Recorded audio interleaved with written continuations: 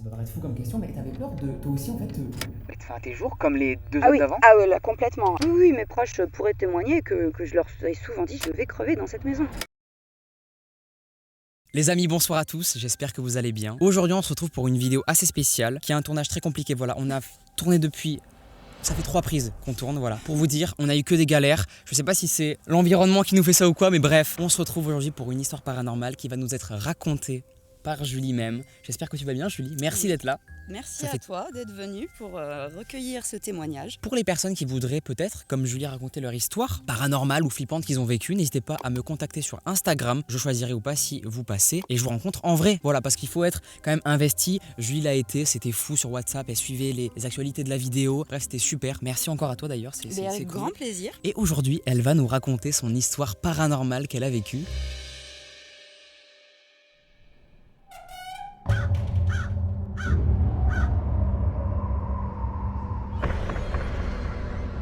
Alors, donc du coup, vers 2018, j'ai emménagé une maison du quartier dans lequel on est. Donc le site du tournage là n'est pas du tout concerné par cette histoire. Et c'était vraiment une maison propre à cette maison. Donc j'emménage dans cette maison avec un compagnon. Moi, à l'époque, j'étais très à la fois solitaire. Je préparais des concours de la fonction publique. Je travaillais en parallèle. Je faisais du sport. J'avais des problèmes de santé. Donc j'étais cloîtrée dans cette immense maison de 115 mètres carrés pour deux. Voilà. Mon compagnon était très absent. Du coup, j'étais présente tout le temps, toute seule, à la maison, en train de travailler, puis dans le grand silence parce que j'avais besoin de calme. Et en fait, le seul malaise que j'avais dans cette maison, à part ma solitude, c'était de tourner le dos à l'escalier en bas. C'est-à-dire que c'était de plein pied la salle en bas, et du coup, tourner le dos à l'escalier, pour moi, c'était ça me rendait vraiment mal à l'aise. J'avais vraiment l'impression qu'il y avait quelqu'un qui en profitait pour me regarder quand je tournais le dos à l'escalier, quoi. Donc, mais j'ai pas fait trop attention parce qu'on a tous nos petits trucs comme ça, et puis moi, je me suis toujours intéressée beaucoup au paranormal. Et Je t'ai dit, bon, c'est pas nocif, ouais, on va continuer. c'est Voilà, les petites bon. imaginations, les petits tripes un peu. Tu pensais du psychoté ou pas à ce moment-là? Non, alors à ce moment-là, pas plus que ça, sauf que j'évitais quand même de mettre ce dos à l'escalier, ouais. Mais je ne psychotais pas. Ok. À part cette maison qui était très lourde, mais pour l'ambiance de ma vie, quoi. Voilà. Et alors, il s'est avéré que petit à petit, je me suis aperçue que quand je descendais boire mon café le matin, l'escalier qui est en bois, un vieil escalier en bois avec un placard dessous, vraiment type Harry Potter, quoi, craquait d'une manière très caractéristique. C'est-à-dire que je descendais les escaliers et arrivais à la machine à café, donc une fois la pièce traversée, j'entendais comme un coup sec, comme un petit coup de poing sec, pas énorme, mais bien ferme, donné dans le bois. Bon, ce qui m'a un peu intriguée, sans m'alerter, c'était la régularité du bruit, quoi. C'est-à-dire que c'était pas des craquements différents à chaque fois, c'était vraiment le même bruit. Et puis, petit à petit, j'ai commencé à faire attention, c'était tous les jours quand je descendais. Donc je me suis dit, ça devrait le faire aussi quand il y a mon compagnon. Et mon compagnon qui descendait les escaliers, ça ne le faisait pas. Bon, du coup, je commençais à me questionner. Ça n'arrivait qu'à toi, quoi, en fait, ce truc-là. Ouais, ça m'arrivait qu'à moi. Et puis, on n'a pas beaucoup discuté avec mon compagnon. Enfin, les seules fois où je lui en parlais, il me disait, ouais, c'est l'escalier qui craque. Enfin, un escalier qui craque, il a des bruits aléatoires, quoi. Voilà. Là, c'était vraiment le même bruit tout le temps, Ouais, un et puis, rituel, quoi. c'était un rituel, c'était tous les jours. Donc j'étais en lien à l'époque avec une amie sur Messenger depuis un petit moment. Enfin, c'est une amie que je connais et puis on discutait beaucoup. Elle me révèle être médium. C'est vrai que les médiums ne mettent pas ça en avant tout de suite. Ils viennent au secours et là elle a senti une détresse. Et, je lui dis écoute, voilà, je me sens, enfin plus ça va, plus je me sens mal dans cette maison. En plus il y a des bruits qui commencent à être réguliers et tout. Elle me dit bon bah écoute, je suis médium, envoie-moi des photos de toutes les pièces de ta maison. Je lui avais bien dit que j'entendais un bruit dans l'escalier. Je lui envoie des photos de toutes les pièces de la maison, de l'escalier y compris et tout. Elle me confirme la présence d'une entité revenante, donc un fantôme qui a vécu et est mort dans l'escalier, masculine. Elle te précise que c'est masculin. Elle me précise que c'est masculin. Donc moi, je continue mon petit travail d'enquête et tout. Je me dis, ok, s'il y a quelque chose, il va falloir vraiment que je fasse un travail de purification. À côté de ça, elle me forme, enfin en tout cas, elle m'apporte les informations pour que je me forme à la méditation, à la protection, etc. Plus ça va, plus j'instaure une communication avec le bruit. T'arrives à l'apprendre Voilà. et essayer voilà, de communiquer avec lui, en fait. Oui, parce que c'est Tu lui parlais. quand ça se manifeste, moi j'ai pas peur et je sais que c'est des âmes qui ont besoin d'aide, donc je savais que s'ils se manifestaient à moi, il y avait une raison. Donc j'ai commencé à lui dire bonjour le matin. Donc les bruits, après c'était la journée. Et des fois j'étais pendant des heures dans mon canapé en train de lire et tout pour les prépas concours, tout ça. Et tout d'un coup, dans le silence absolu, bam, le bruit comme ça. Ok, le temps passe un petit peu, puis à un moment on est en train de manger avec mon conjoint, donc tu vois, bon, un tout petit peu plus, genre 20 cm peut-être de plus l'un de l'autre. Et entre lui et moi, je vois clairement une volute de vapeur, non pas de fumée, sachant qu'en plus, même si c'était de la fumée, on ne fumait pas à ce moment-là, rien, hein, on n'est pas en train de fumer, on mangeait. Il faisait jour, donc je me souviens très bien avoir vu une volute de vapeur tournoyer sur elle-même en fin de compte, et disparaître aussitôt qu'elle est apparue. Sur le coup, c'est vrai que ça m'a tellement, tu sais... Waouh. Tu t'es dit, c'est incroyable. Vrai, c'est un... Oui, c'est... Est-ce Wow. que j'ai vu? Est-ce que j'ai pas vu? Oui, j'ai vu. Mais ça peut pas être ça. Mais si, c'est ça. Donc, et puis moi, je savais que c'était ça, mais... Faut pas croire, moi j'ai une grosse formation intellectuelle, donc le rationnel, la méthode, la dissert, La enfin science, tout, voilà, beaucoup la les science, sciences ouais. humaines, ouais. Sciences humaines, ok. Donc si tu veux socio, psycho et tout, enfin tu vois... donc, Très terre à terre. Et là, tu t'es dit, assez non, terre à terre, c'est oui, à part ma moi foi, qui oui. imagine un truc, quoi. Alors non, Pas ça, ok. non, vraiment, je me suis pas dit j'imagine un truc. Par contre, je me suis dit attends, tu vas d'abord te renseigner avant de voir, tu vas éliminer les potentialités rationnelles, raisonnables et tout. Et puis, ouais, pour moi, je savais ce que j'avais vu. Hein. Au fond de moi, je savais ce que j'avais vu. Et j'avais vu une entité. Alors pour moi, c'était pas un fantôme, c'était clair. Mais j'avais vu une entité. Et avec mon ami médium, on en parle et tout. Moi, j'étais un peu en parallèle, je me suis toujours documentée. En lui racontant, je lui disais que je rapprocherais plus ça presque à ce qu'on peut nommer poltergeist, quoi. Ce qui est un peu esprit frappeur, tu vois, esprit joueur et tout, voilà. Okay. Alors malin, pas dans le sens méchant, mais qui fait du bruit, qui fait des tacs et tout. Et puis du coup... Qui veut attirer l'attention. Voilà, c'est ça. Et en fait, cette maison, je rappelle qu'elle est juste à côté du cimetière et que probablement, il y a des restes d'humains encore dessous. En plus, la maison a un passé comme vous allez le découvrir. Très bon teasing. Tu penses que c'est lié en fait, le cimetière et ta maison? Tu penses qu'en fait il y a des entités qui venaient en fait du cimetière? Au début, oui, je me suis dit, c'est pas possible. Alors pourtant, moi j'adore les lieux type cimetière, je suis très à l'aise et tout, j'ai pas de problème avec ça. Mais je me suis dit, c'est pas possible autant de manifestations dans une maison, ça ne peut être que lié à la présence, voilà. Et puis, en fin de compte, en parallèle, un jour, en été, ma grande sœur qui habite loin vient passer des vacances, elle a besoin d'être logée dans le département, elle vient chez moi. Et elle me demande d'inviter sa meilleure amie. Et sa meilleure amie, en ouvrant la porte, se dit bonjour et se retourne vers ma grande sœur et lui dit d'un air très sérieux, tu lui as dit à Juju? Et là, ma grande sœur, elle blêmit. Et je lui dis, dis quoi? Dis-le moi parce que voilà, maintenant, vous en avez trop dit ou pas assez. Et du coup, ma grande sœur me dit, tu te souviens, notre amie, Mélanie, son frère et moi, qui s'était pendue, suicidée par pendaison il y a tant d'années, c'était dans cette maison. Et du coup, ça expliquait tout, quoi. Et donc, du coup, j'avais un prénom, je pouvais avoir contact avec le meilleur ami de la personne qui n'était autre que le frère de l'ami de ma sœur. Et donc, avec cet ami-là et mon ami médium, on a essayé de travailler à faire passer Nico, donc le suicidé par pendaison, dans la lumière. Et mon amie médium, lorsqu'elle a travaillé dessus, m'a précisé que, en fin de compte, le bruit que j'entendais n'était autre que le résultat de la scène de son suicide qu'il rejouait, les suicidaires rejouant apparemment leur traumatisme de mort et leur mort. Et du coup, il le serait allé chercher une corde pour se pendre dans l'escalier,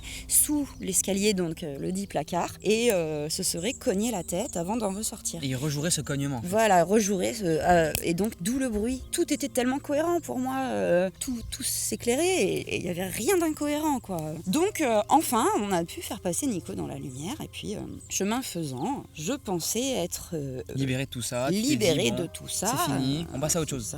Quand un jour, les voisins, pour une question d'arbre mitoyen, viennent par ma maison constater. Et à un moment, je discute avec eux. Je dis oui, un peu curieuse. Je les emmène sur l'idée du passé de la maison. Disant, oui, il y a eu un suicide en plus et tout. Ok. La dame me répond, lequel suicide? Parce qu'il y en a eu 2.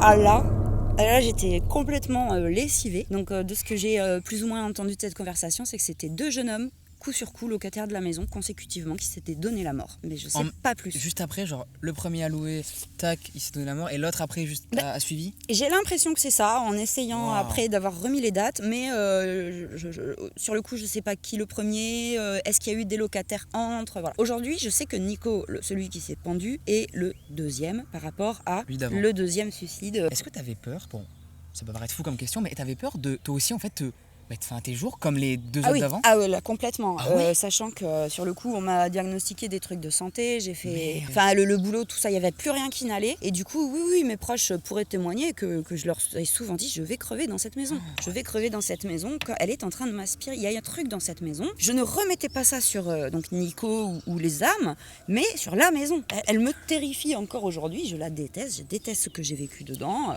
Bon, ça a été une épreuve quand même.